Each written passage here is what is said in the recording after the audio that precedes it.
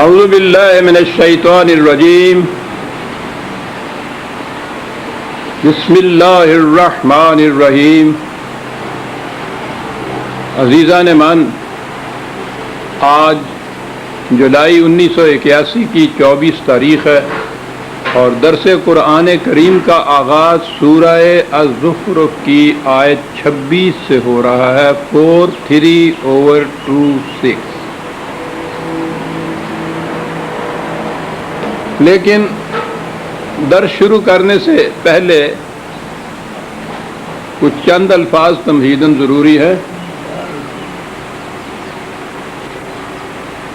آپ احباب نے دیکھا ہوگا کہ پچھلے درس سے ہمارے ان رفقا نے درس ریکارڈ کرنے کا ایک نیا طریقہ وضع کیا ہے یا انٹروڈیوس کیا ہے۔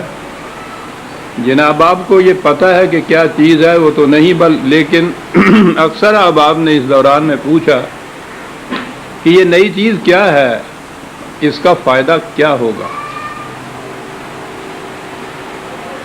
ہمارے درس جو ہیں وہ کیسٹس کے اوپر ریکارڈ ہوتے ہیں۔ آپ احباب کو تو اس کا فرق نہیں پڑتا، آپ سنتے بھی ہیں، درس دینے والے کو دیکھتے بھی ہیں، لیکن وہ کیسٹ جب باہر جاتے ہیں، اور اللہ کے فضل و کرم سے اب صرف پاکستان کے ہی مختلف شہروں میں نہیں جاتے، بیرون پاکستان بھی یہ مختلف مقامات پر جاتے ہیں، تو ان احباب نے اکثر یہ شکایت رنگی کی کہ اہل لاہور ہمارے مقابل میں زیادہ خوش نصیب ہے کہ وہ درس سنتے بھی ہیں، صاحب درس کو دیکھتے بھی ہیں، اور ہم تو صرف یہ غائبانہ آواز ہی سنتے ہیں، دیکھ نہیں سکتے۔ وہ غالب کے الفاظ میں وہ کہتے تھے کہ ان کے لیے تو یہ فردوس گوش بھی ہے اور جنت نگاہ بھی ہے۔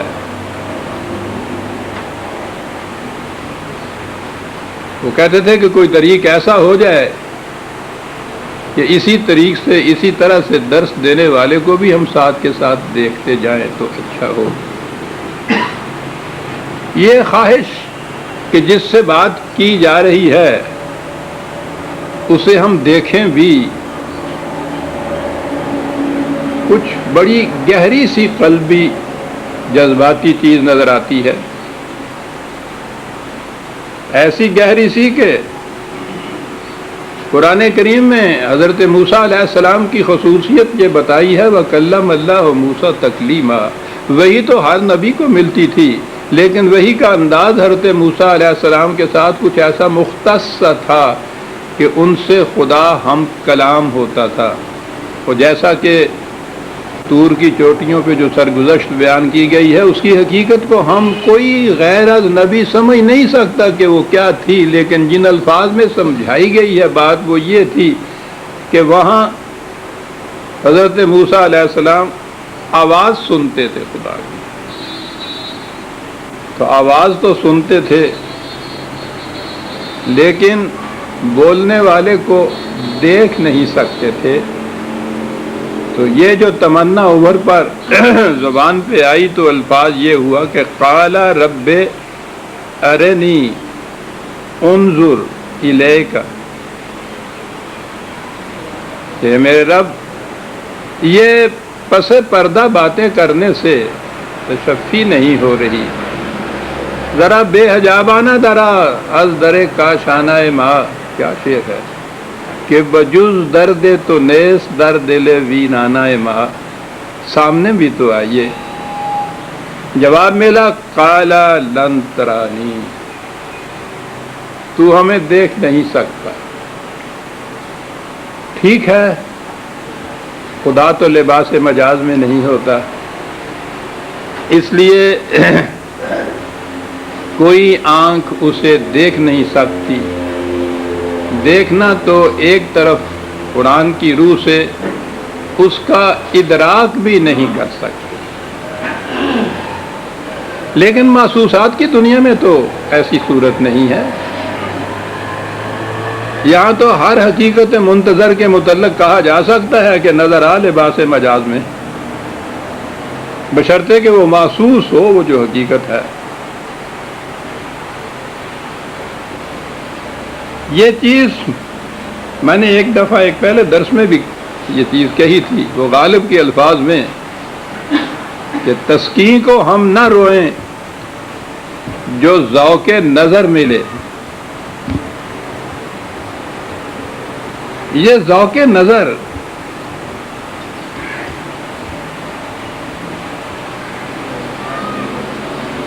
بڑی شدید سی خواہش ہے انسان کے اندر۔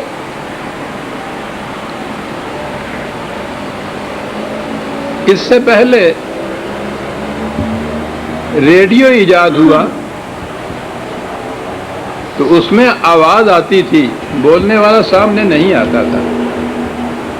پھر آگے بات چلی تو ٹی وی وجود میں آئی، جس میں بات بھی سنی جاتی ہے، بولنے والا سامنے بھی ہوتا ہے۔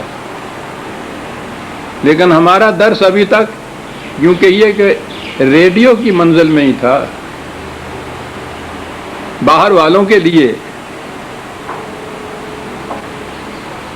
اب مغرب کے سائنسدان تو دن بدن آگے بڑھتے چلے جاتے ہیں، تسخیر فطرت کر رہے ہیں۔ انہوں نے اس کے بعد ٹی وی یا سنیما جو بڑے پیمانے پہ ہوتا تھا، وہ انفرادی پیمانے پہ بھی ایک چیز انہوں نے ایجاد کی ہے جسے VCR کہتے ہیں، نظر بھی آئے سنائی بھی دے۔ یہ جو سارا انتظام ہے آپ کے سامنے، جس میں اب یہ درس ریکارڈ کر رہے ہیں، تو اس میں آپ کو تو بہرحال آواز سنائی دیتی ہے، میں سامنے ہوں، لیکن یہ ریکارڈ اس طرح سے ہو رہا ہے کہ جو باہر کی سننے والے ہوں گے، یہ ان کے سامنے آواز بھی آئے گی اور ٹی وی کے پردے کی طرح تصویر یا شکل بھی سامنے آئے گی۔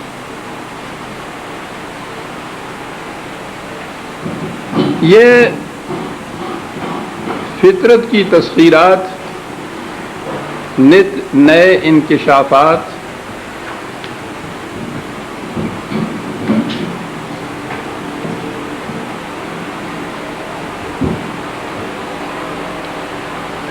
ان کی افادیت کا انحصار اس مقصد کے اوپر ہے جس کے لیے انہیں استعمال کیا جائے۔ یہ تو صرف ذرائع ہیں کسی مقصد کے حصول کے۔ Radio, cinema, T V, VCR جن جن مقاصد کے لیے استعمال ہوتے ہیں وہ ہوں۔ ہم اس اعتبار سے خوش قسمت ہیں کہ ہمارے ہاں یہ چیزیں آتی ہیں تو یہ ایک نہایت بلند مقصد کے حصول کے لیے استعمال ہوتی ہیں، یعنی قرآن کی تعلیم اور پیغام کی عام نشر و اشاعت۔ جب یہ ریکارڈنگ کا سسٹم نہیں تھا تو صرف حاضرین کا جو ایک مختصر سا طبقہ تھا وہی اس سے منتفع ہوتا تھا۔ ریکارڈنگ آئی تو باہر کے لوگ بھی اس سے مستفید ہونے شروع ہو گئے۔ اب یہ آئی ہے تو یہ سلسلہ اور بھی آگے بڑھے گا۔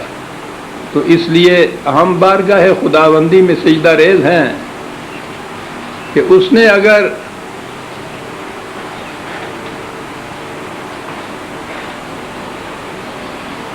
ان ذرائع کے حاصل کرنے کی توفیق بخشی ہے تو یہ بھی اس نے ہمیں توفیق بخشی کہ ہم انہیں اس کی کتاب کی تعلیم اور پیغام کے عام نشر کرنے کے لیے استعمال کر رہے ہیں۔ یہاں تک تو معاملہ صرف نگاہ اور گوش کی تسلی اور تسکین کا تھا۔ قرآن کریم نے بھی سمع اور بصر کے ساتھ فؤاد بھی ایک بات کہی ہے، قلب بھی ہے ساتھ شامل۔ یہ دونوں چیزیں تو سماعت اور بصارت کے لیے ہیں،